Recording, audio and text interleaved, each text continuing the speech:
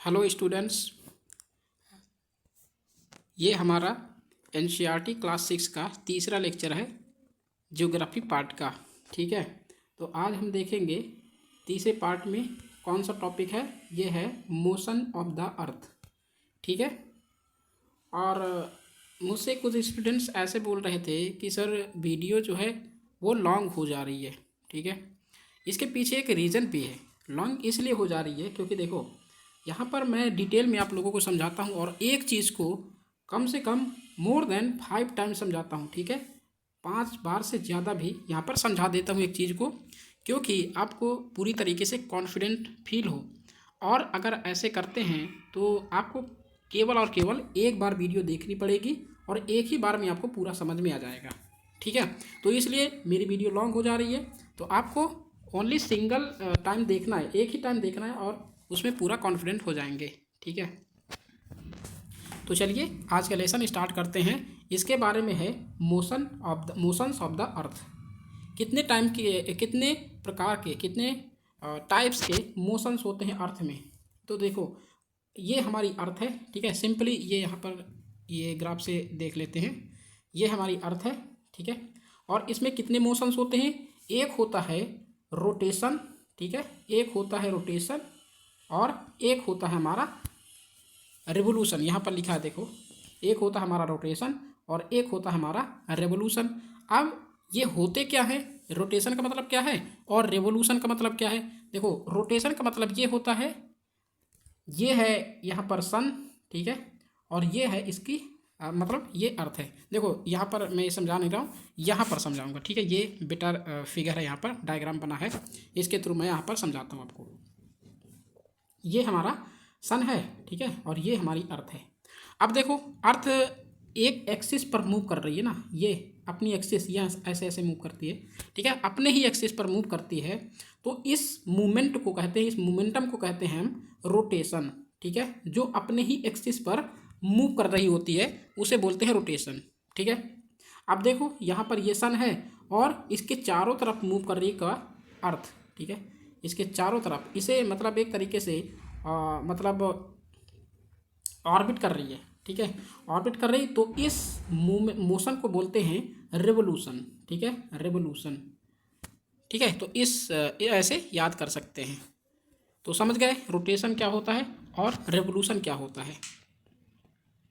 Okay, देखो, axis of the earth which is an imaginary line.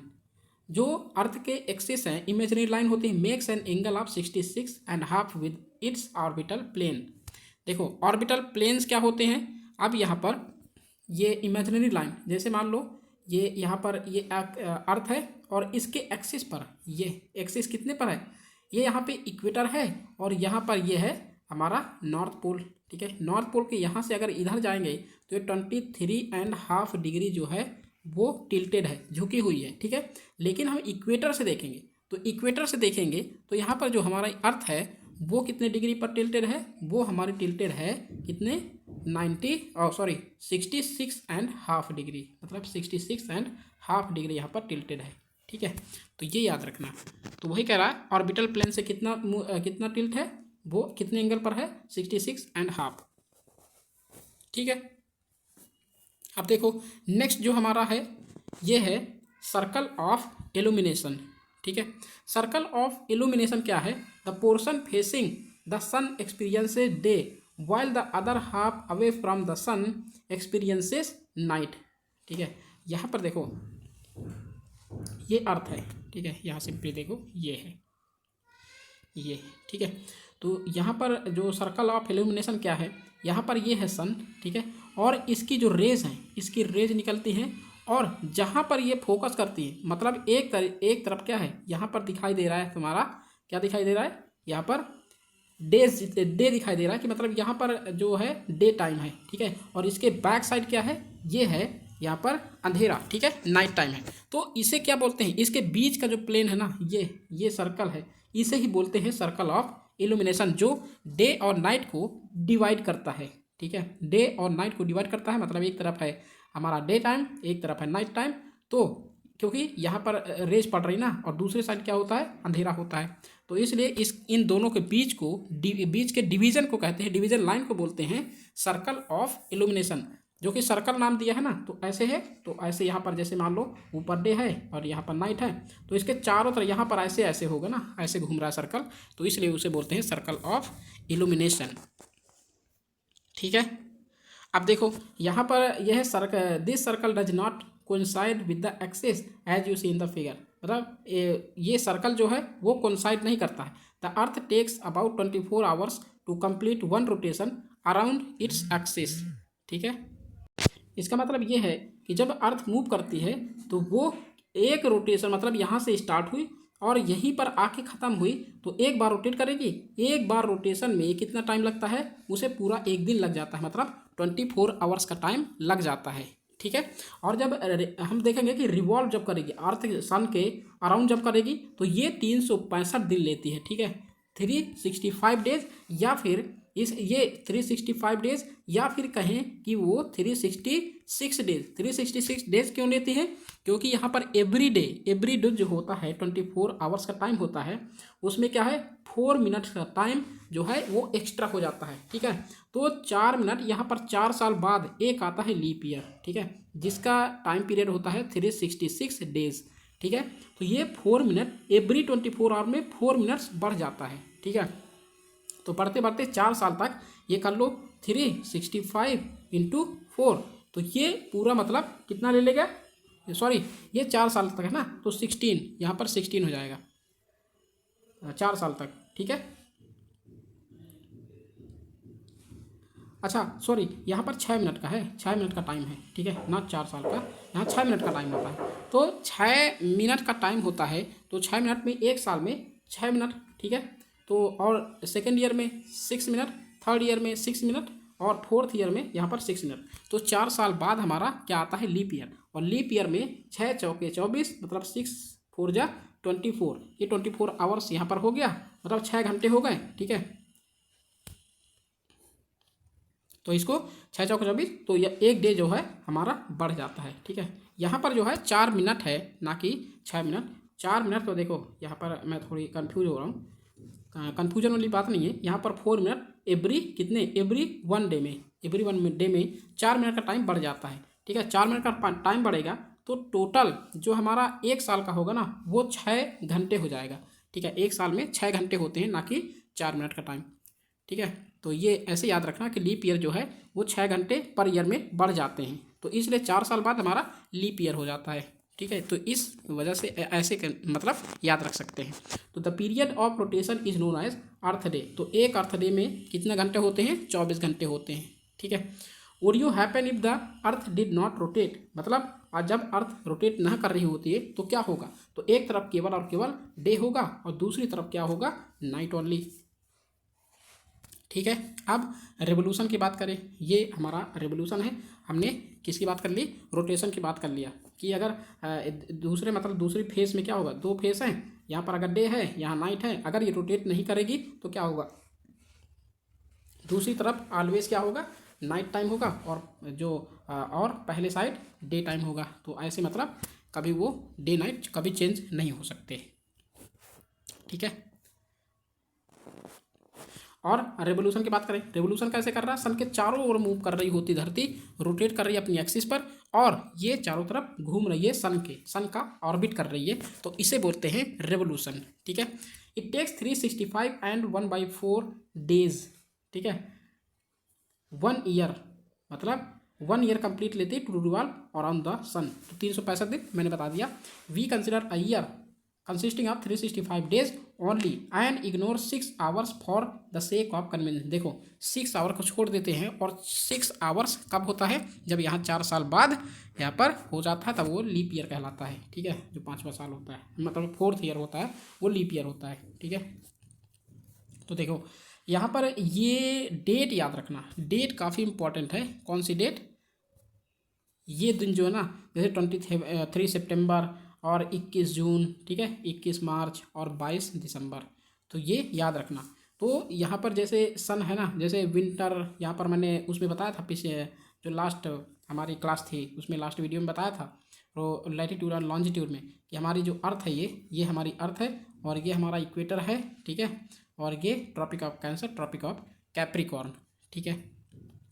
तो देखो जब 12 मार्च यहाँ पर होता है तो इक्विनॉक्स का टाइम होता है, और यहाँ पर स्प्रिंग, जैसे अब जो है विंटर का टाइम चल रहा है तो स्प्रिंग होगी, ठीक है, बसंत ऋतु जिसे बोलते हैं। तो वो 21 मार्च को सीधा कहाँ पर होता है, 21 मार्च को यहाँ पर कहाँ पर आ जाता है सन, ये सन हमारा इक्वेटर में, मतलब इक्विनॉक्स, इक्विनॉक्स का मतलब क्या है, एग्जैक्ट, ये जैसे मान लो अर्थ है, ये इक्वेटर है तो, और ये ट्रॉपिक ऑफ कैंसर, ये ट्रॉपिक ऑफ कैप्रिकॉर्न, ठीक है।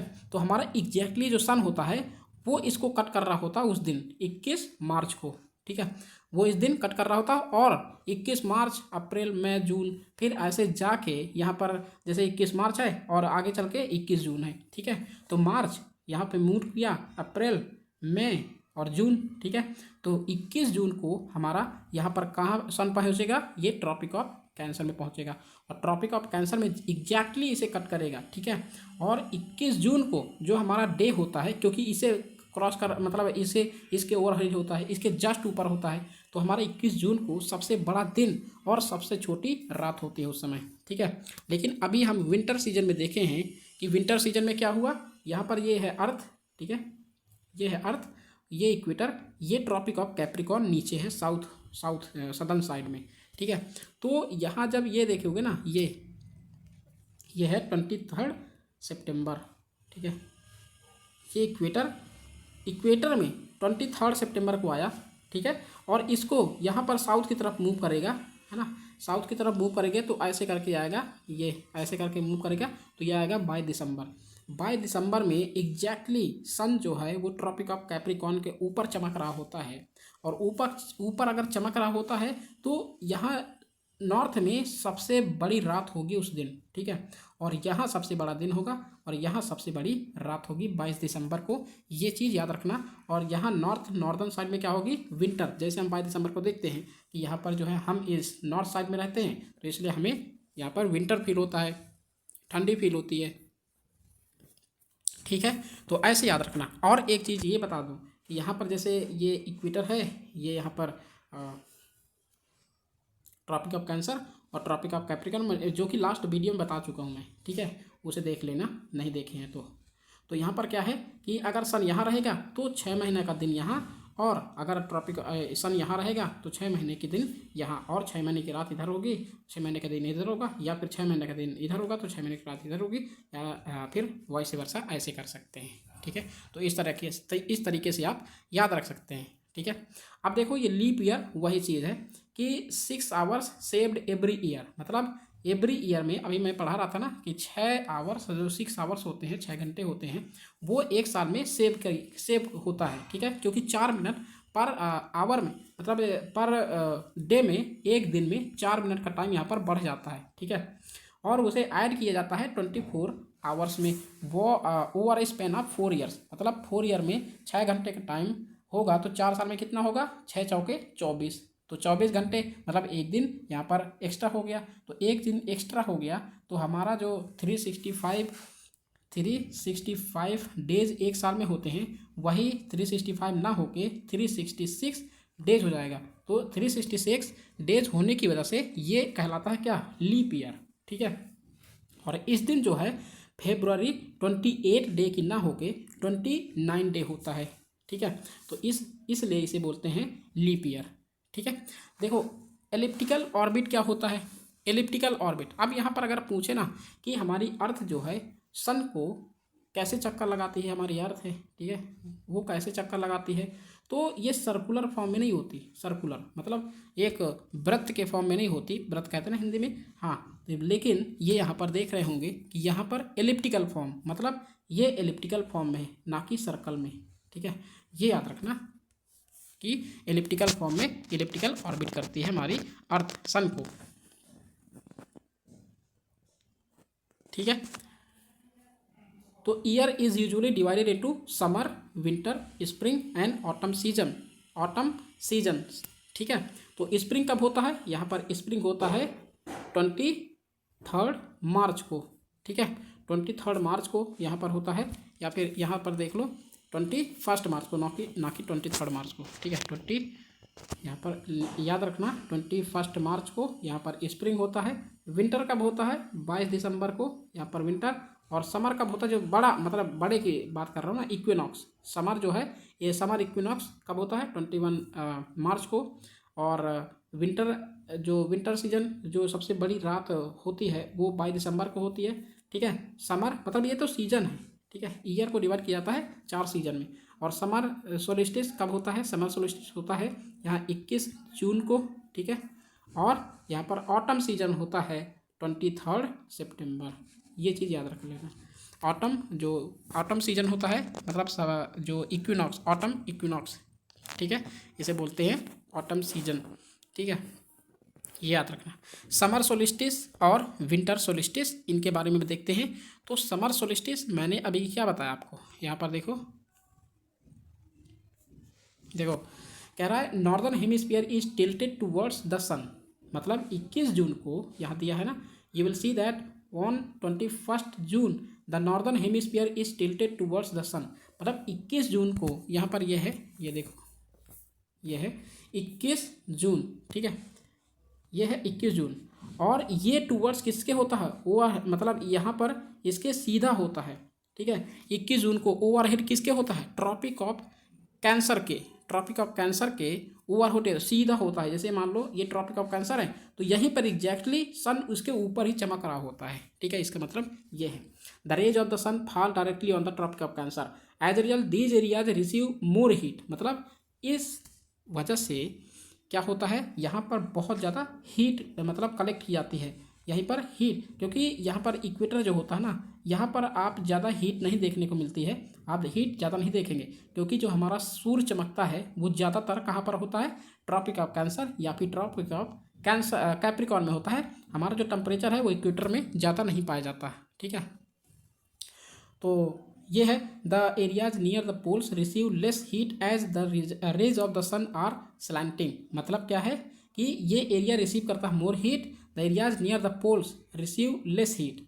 पोल के राउंड, जैसे मान लो यहाँ पर अर्थ है, यहाँ पर पोल है, तो यहाँ पर जो मतलब जो एंगल होगा रेस का वो मतलब टिल्टेड होंगे। तो टिल्टेड होने की वजह से यहाँ पर रिफ्लेक्शन ज़्यादा होगी, लाइट का रिफ्लेक्शन होगी, तो वहाँ पर जो है सन की रेज ज़्यादा नहीं पहुँच पाएंगी। The north pole is inclined towards the sun. मतलब नॉर्थ पोल जो है ये हमारा नॉर्थ पोल है और ये इंक्लाइन किधर होगा? तो सन की तरफ, ठीक है। तो ऐसे ऐसे मतलब ऐसे थोड़ा टिल्टेड में होंगे, ठीक है, टिल्टेड रेज में toward the sun and the places beyond the Arctic Circle experience continuous daylight for about 6 months. तो यहाँ पर देखो ये यूपीएससी में क्वेश्चन भी आया था कि जो अगर जो ट्रॉपिक ऑफ कैंसर में यहाँ सन लाइटनिंग कर रहा होता, चमक रहा होता है, तो यहाँ जो 21 जून का मतलब कौन सा दिन में यहाँ पर आर्कटिक सर्कल में 6 महीने का दिन ही डे लाइट होता है, ठीक है। आर्कटिक सर्कल मतलब यहाँ पर कभी नाइट होती नहीं है। तो कौन सा दिन है वो है 21 जून या 21 जून का है, ठीक है। तो इसका ये मतलब हुआ कि आर्कटिक सर्कल में यहाँ पर देखते हैं कि आर्कटिक रीजन में नॉर्थ पोल में 6 महीने का दिन ही रहता है। कब? 21 जून को, जब यहाँ पर ट्रॉपिक ऑफ कैंसर में यहाँ चमकता है, ठीक है। और 21 जून नहीं, 6 महीना मतलब यहाँ पर चमकता है जब तक ये साउथ में नहीं आ जाता। मतलब सूर्य जो है इक्वेटर को क्रॉस करके साउथ में नहीं आ जाता, तब तक ये 6 महीना का दिन ही रहता है। Since a large portion of the northern hemisphere is getting light from the sun. मतलब ये कह रहा है कि नॉर्दर्न हेमिस्फीयर में कंटिन्यूअस मतलब लगातार जो है ये डे टाइम फील करता है और लाइट को पाता है नॉर्दर्न हेमिस्फीयर। तो it is summer in the regions north of the equator. तो इक्वेटर के ऊपर क्या होता है? यहाँ पर ट्रॉपिक ऑफ कैंसर में चमक रहा होता है, ठीक है, ऊपर साइड नॉर्दर्न हेमिस्फीयर में, तो यहाँ पर गर्मी महसूस होती है और साउथ में ठंड महसूस होगी, ठीक है। The longest day and shortest night at these places occur on 21 June. ये मैंने आपको बता दिया। At this time in the southern hemisphere all these conditions are reversed. मतलब सदर्न हेमिस्फीयर, जैसे मान लो नॉर्दर्न हेमिस्फीयर में सबसे बड़ा दिन होता है 21 मार्च को, तो वही सबसे बड़ी रात क्या होगी? वो सदर्न हेमिस्फीयर में होगी, जो कि हमें 22 दिसंबर मतलब यहाँ पर 22 दिसंबर नहीं, यहाँ पर मिलेगी कब? 22 दिसंबर को तो हमारा सबसे मतलब बड़ी रात यहाँ पर होती है, ठीक है। और सबसे बड़ा दिन ट्रॉपिक ऑफ कैप्रिकॉर्न में होता है, ओके। और it is winter season that मतलब रिवर्स होता है, the nights are longer than days. ठीक है, विंटर सीजन में लॉन्गर नाइट होती है than days. This position of the earth is called summer solstice. तो ये हो गया समर सोलिस्टिस। और इसके अपोजिट ऐसे ही जैसे मैं विंटर सोलिस्टिस ये समर सोलिस्टिस को बताया, ऐसे 22 दिसंबर को मान के ये विंटर सोलिस्टिस कर लेना कि जैसे विंटर सोलिस्टिस में जैसे ये अर्थ है और मतलब यहाँ 22 दिसंबर को सन ट्रॉपिक ऑफ कैप्रिकॉर्न में पहुँचेगा, तो 6 महीना जो है यहाँ पर दिन मतलब होगा, क्योंकि यहाँ पर जो है अंटार्कटिक सर्कल बनेगा ना, अंटार्कटिक सर्कल में कभी 6 महीने का दिन मतलब 6 महीने तक यहाँ सन जो है वो डूबेगा नहीं। ठीक है, ये ट्रॉपिक ऑफ कैंसर है और यहाँ पर रहेगा सन, तो ये जो अंटार्कटिक सर्कल है यहाँ पर हमेशा 6 महीने तक डे बना रहेगा। ठीक है, चमकता रहेगा सूर्य। और देखो यहाँ पर इक्विनॉक्स भी बता दिया कि 21 मार्च को कहाँ सन रहेगा। ठीक है, 21 March and September 23 direct rays of the sun fall on the equator. ठीक है, तो ये इक्विनॉक्स है। तो इक्विनॉक्स का मतलब ही क्या है कि सूर्य जो है ये इक्वेटर में जो हमारा भूमध्य रेखा है उसी के ऊपर ही चमक रहा होता है, उसी मतलब 21 मार्च को और 23 सितंबर को, तो 2 ही बार कट करता है ना, तो उसी 2 जब कट करता है इक्वेटर को, तो उसी टाइम क्या है 21 मार्च को क्रॉस कट करता है और 23 सितंबर को, तो इन्हें क्या बोलते हैं, इन्हें बोलते हैं इक्विनॉक्स। ठीक है, at this position neither of the poles is tilted towards the sun, so the whole earth experience is equal days and equal night. तो जब ये इक्विनॉक्स होते हैं तो यहाँ पर कहीं भी, यहाँ पर ये है ना, ये इक्वेटर है और यहाँ पर 23 सितंबर और 21 मार्च को जब सूर्य रहेगा तो यहाँ पर क्या होगा, equal days and equal nights होंगी पूरे धरती, मतलब पूरे धरती में नहीं, यहाँ पर जो है इक्वेटर में ही। ठीक है, तो ये होता है equinox. On 23rd September, it is autumn season in the northern hemisphere and spring season in the southern hemisphere. The opposite is the case on 21st March. तो वही चीज़ है, मैंने आपको यहाँ पर पूरी डिटेल में समझा ही दिया है कि 23rd मार्च को क्या होगा, यहाँ पर ऑटम सीजन होगा। ऑटम सीजन मतलब यहाँ पर ट्रॉपिक ऑफ कैप्रिकॉर्न में, मतलब ट्रॉपिक ऑफ कैंसर में चमक रहा होगा, नहीं सॉरी ये तो इक्विनॉक्स है ना, हाँ इक्वेटर में रहें, इक्वेटर में सन होगा, चमक रहा होगा। ठीक है, उसके ऊपर ही रहा होगा सूर्य, तो ये नॉर्दर्न हेमिस्फीयर में क्या होगा, ऑटम सीजन। ठीक है, और स्प्रिंग सीजन सदर्न हेमिस्फीयर में होगा। ऐसे 21 मार्च को, 21 मार्च जैसे यहाँ पर विंटर सीजन चला जाएगा, तो यहाँ पर विंटर सीजन जाएगा तो नॉर्दर्न हेमिस्फीयर में क्या आएगा, स्प्रिंग मतलब बसंत ऋतु, और सदर्न हेमिस्फीयर में ऑटम सीजन, जैसे सितंबर में हमारे तरफ रहता है। ठीक है, और यही चला जाएगा साउथ में। तो ये रहा पूरा लेक्चर आज का। देखो, thus you find that there are days and nights and changes in the seasons because of the rotation and revolution of the earth respectively. मतलब डेज एंड नाइट क्यों होते हैं, चेंजेस इन द सीजन्स, क्योंकि days and night seasons because of the rotation and revolution of the earth respectively. ठीक है, यहाँ पर जो चेंजेस किस में होते हैं, डेज और नाइट में चेंजेस होते हैं, मतलब डेज और नाइट जो होते हैं और उनमें चेंजेस होते हैं, ये किसके कारण होते हैं, डे और नाइट किसके कारण होते हैं। देखो, इसका मतलब ये है कि रोटेशन के कारण, जैसे यहाँ पर रोटेट कर रही है अर्थ, सिंपल समझो, ये भी काफ़ी इंपॉर्टेंट है और पूछा जा सकता है किसी भी एग्जाम में। ठीक है, जैसे मान लो ये है हमारी अर्थ और यहाँ पर रोटेट कर रही है। ठीक है, जैसे मान लो वेस्ट टू ईस्ट यहाँ पर रोटेट करती है अर्थ। ठीक है, और यहाँ पर ऐसे मूव कर रही है। ठीक है, तो रोटेट कर रही है ऑन इट्स एक्सिस पर। ठीक है, एक्सिस पर मूव कर रही होती है, तो यहाँ इसके मूव करने में क्या होता है, डे और नाइट में चेंज देखने को मिलता है। और सीजन में जब चेंज होता है, सीजन मतलब कि ये विंटर सीजन आया, ये समर सीजन आया, ये ऑटम आया, ये स्प्रिंग आया, तो ये किसकी वजह से होता है, रेवोल्यूशन की वजह से होता है, जब यहाँ पर सूर्य के चारों तरफ मूव कर रही होती धरती है। ठीक है, तो ये आज का हमारा लेक्चर यही था, यहीं तक था।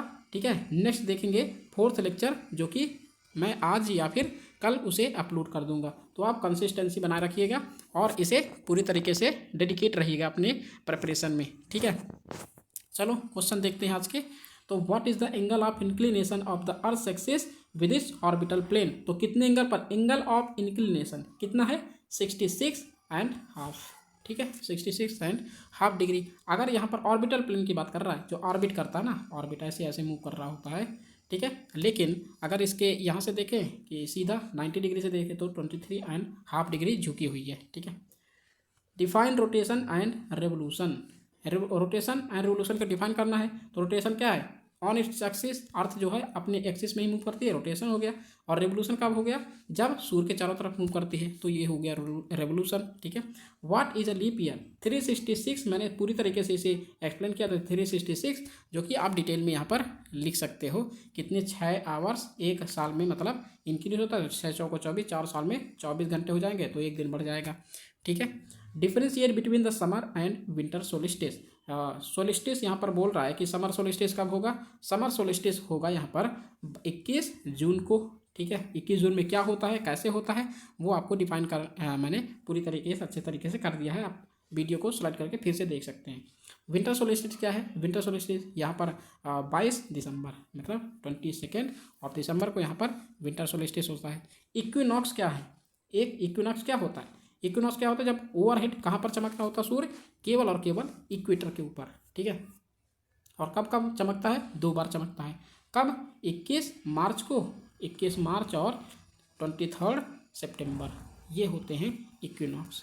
ठीक है।